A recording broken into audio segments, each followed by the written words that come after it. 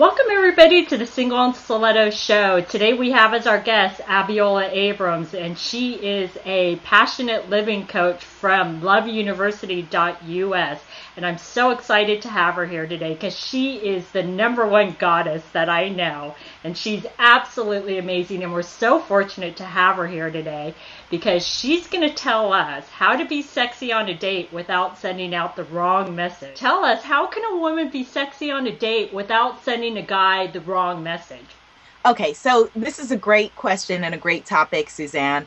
It comes up a lot. People send me their advice questions, and you guys can send your questions to kissandtell@abiolatv.com. How can you be sexy without giving off the wrong signals? There's like people say there's a thin line between love and hate. There's a thin line between sexy and skanky. Okay, and we want to stay on the sexy side of that line, presumably. I think that it starts with, ladies, before you even go on the date. Mm-hmm. What is your energy? Number one, what is your energy that you're bringing to this date? That a lot of men tell me that they meet a lot of angry women. Now, I happen to live in New York City, and you look around at a lot of women on the street, gorgeous, beautiful women with everything going for them, and there is this angry energy that is literally like a wall where... Right. If I was a man, I wouldn't approach you. That you don't look like, fun. And I understand that tough things can be going on in your life. And so if you are in a miserable situation, then maybe you need to take a dating time out, heal yourself, work on whatever is going on before you go out and commit a DWD, a dating while desperate. I love that. That is so great. That's the first thing. Because another thing that men have told me that they notice it's interesting. I focus on women, but men come up to me and they're like, help me. They want help as well, because a lot of women, they say when they go to their dating profiles that we list all of the things we don't want, and it comes from feeling so angry and bitter and enraged, and we've all been betrayed and hurt, but that's not what you want to lead with. Don't lead with your betrayed butt. And so if you're on a date with someone, don't unload everything that your ex did to you. Don't unload, how miserable your life is. That's not a positive, attractive feature. That's man repellent. Exactly. And I think you bring up a really, really good point is about how women, and it's not just women, quite frankly, it's men too, but right. My audience is women, so we're going to focus on women, yes. is focusing on the negative. It's important to focus on the positive things that have happened in your life. Don't bring all the negative, because then you come across as a negative person, because this person's never met you. So if you bring up all the negative, that's all they're going to see. So it's really important. Focus on the positive. I love that you say that. Yes, and that's a major positive energy is just a turn on. It's juicy, it's vivacious, it feels good. We want to be around it. So along with that, before we go on to number 2, smile. Your smile is your best asset. If you're look at Suzanne when she smiles, gorgeous. If your pearly whites are not pearly white, go to the dentist, get your teeth done. There's all kinds of things that you can do now, because your smile is what shows people that you're young and fresh and in the game. Okay, so number 2 is how you dress for the date. Right.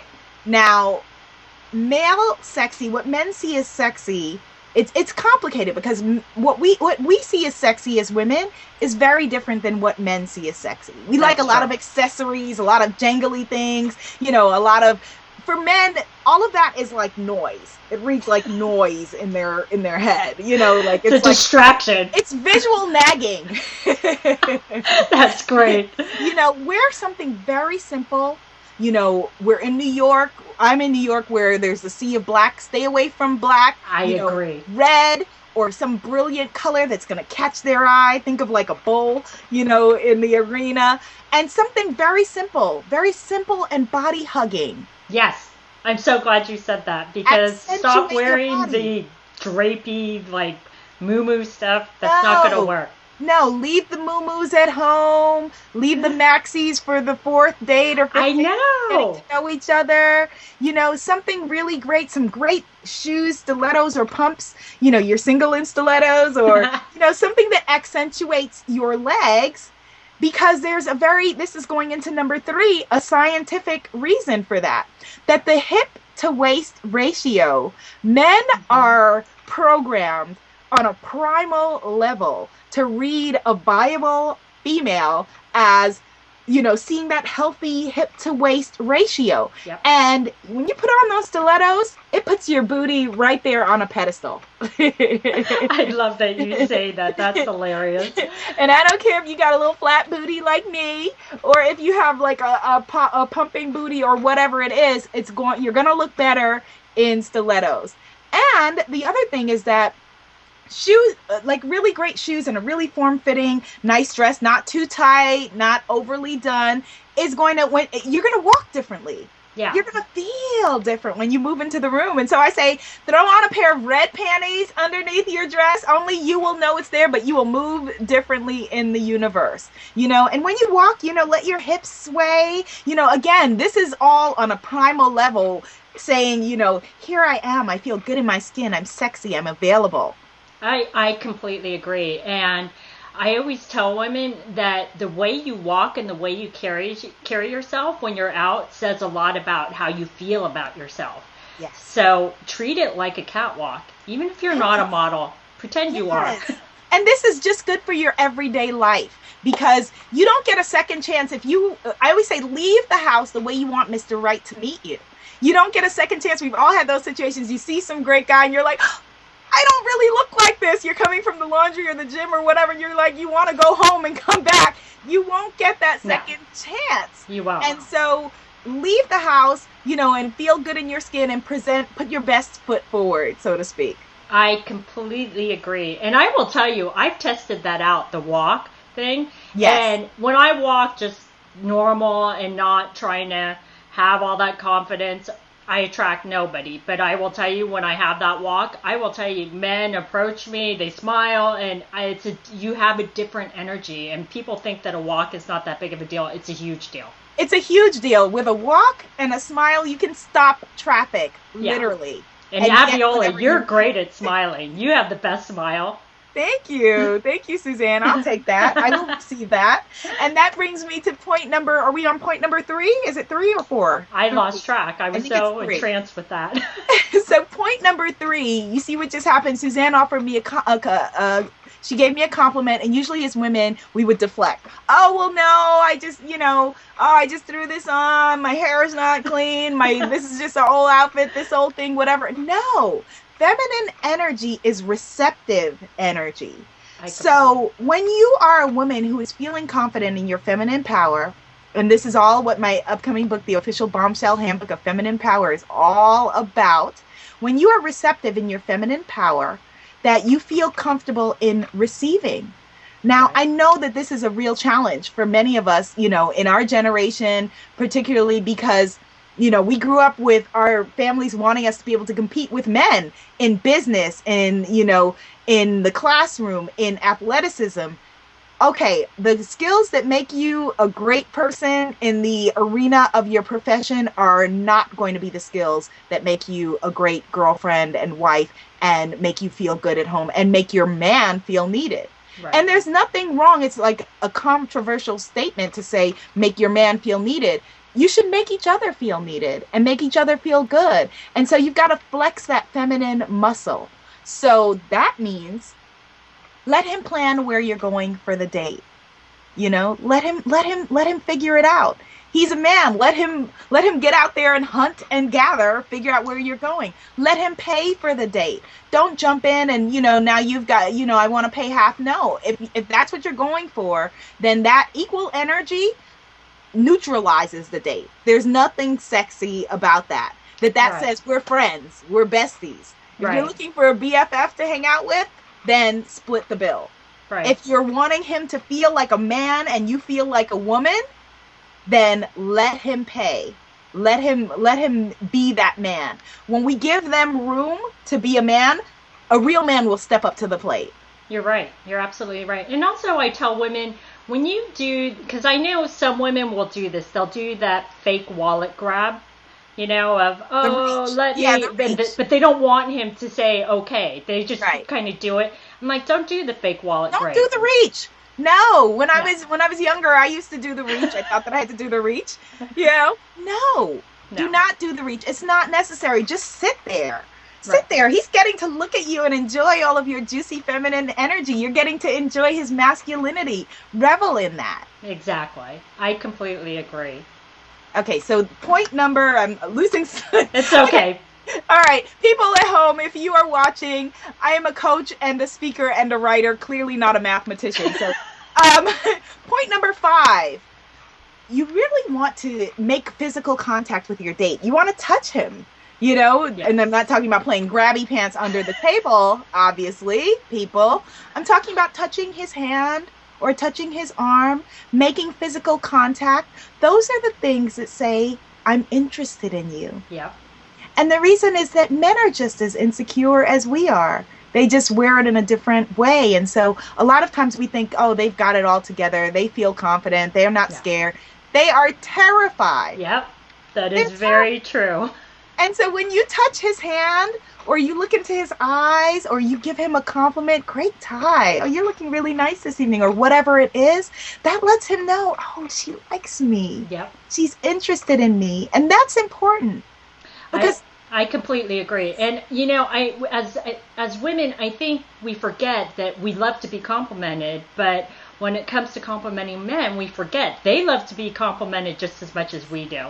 Yes. And oftentimes when they disappear to the island of lost men and they don't call and you're wondering why, sometimes they just really didn't know that you're interested in them. I had, a couple of clients have that experience, and, they found out later the guy just didn't know that they liked them. The guy's like, oh, I thought you weren't interested. Because they gave off this very neutral kind of, palling around, hanging out energy. Right. There's a big gap in between, oh, I want to sleep with you tonight energy, and I'm enjoying your company energy. And it doesn't have to be neutral in order to seem like you're not basically crossing the line. Right. And, touching on the arm is very, very important, because it's like you said, it's not going too far, but you're sending a signal that you are interested in him and you actually like him. Or if he says something funny when you touch his arm, it's just reassuring to him. But if you have no contact whatsoever, you're sending the wrong message. You are. And it gives a little touch of oxytocin too. When you touch him, it gives off that the cuddle hormone is activated, and it's like, oh, it's like a little burst of energy. Woo-hoo. And I understand. I mean, in full disclosure, I tend to fall on the prude side of the fence. I have no shame about that, just like we don't slut shame, we don't prude shame. And so, for me, like, that's one of the things that I had to work on, because, I would be like, okay, like, I can take my prudish energy too far, even as a passionate living coach. Right. That's so funny. Okay, so the next tip, and this is a really, really good one, is that communication is not just talking. It's listening. That sometimes I know that when I'm nervous, I could be sitting there with someone that I've just met and just be talking nonstop. Good communication is asking questions, not in a way where you're interviewing the person and, browbeating them. You don't want to do that either. It's not a talk show like we're doing now. But it's an energy exchange. And so that means getting to know who he is, finding out who this person is. You don't have to, that will take the pressure off you. You don't have to sit there and unveil your whole life story. Leave a little bit of mystery for the future. Nothing is sexier than mystery. And just, get to know the person. That's such a good point, because it's true. And I know everybody's nervous on a first date, and so you tend to talk a little bit more. But it's really, like you said, important to have that balance and equal exchange where you really get to know them. Because I will tell you, my male clients will tell me too. They complain to me that all she did was talk about herself the entire date. She didn't ask me anything about myself. And men will listen, but they're not really hearing everything that you're saying. It comes across as blah, blah, blah, blah, like the Peanuts teacher thing. Yes, that their brains are literally, like when we feel like, Steven, are you listening to me? No, he's not. Yeah, he's tuning out. He's tuning out. His brain can literally only take so much. Like that it's just, it's a biological thing. And so save the chattiness for your girlfriends. Exactly. We love it. Call your good girlfriend and unload all your stuff on her, not on your dates. That's awesome. I love that. So, do you have any other tips for how to be sexy on a first date? Okay, so the final tip, this is the big one, is that, just like they told you in kindergarten that number one, it's all about confidence, just feeling good in your skin. And what you should reinforce to yourself before you go out is, it's just a damn date. Everyone say that with me. It's just a damn date. You're not going there to find out, is he the one? It's not a wedding. This is not, we don't live in a society of prearranged marriages. You're not going to step into the restaurant and a priest is going to come out and marry you. It's just a date. And exactly. So the word dating comes from data, meaning information. That you're there to collect information and see if you're interested in a second date. Think about it that way, that you're not there to see, is this the person I want to spend my life with forevermore? This is a person that I want to see if I would like to grant a second date to. Right. I completely agree. People go in too serious, like, oh, is this my husband? I shouldn't say next husband. I should say husband. So I think that's a really, really good point. And I love that you bring up confidence, because I will tell you that my male clients will say that no matter how beautiful a woman is, if she doesn't have confidence about her self-worth and who she is, it's a turnoff to men. So that's really, really important. A woman who is maybe not the supermodel, but is confident and knows her self-worth, a man's going to be attracted to that type of woman over the supermodel who has no confidence. So that's really, really important. Every time. And when we see those men and we wonder, well, how'd she get him or how he'd get her? 90% of the time it's confidence. You're absolutely right. So, well, this has been great. So I'd love to ask you one last question. So Sure. What's your best dating tip for women? My absolute best dating tip for women is to get a life. To have your own life first before you decide, okay, I'm going to enter the dating arena. And so all of the things that you have on your list, if you're looking for someone who is fit, you should be fit. If you're looking for someone financially savvy, you should be financially savvy. You're looking for someone, that is all educated, you should be educated.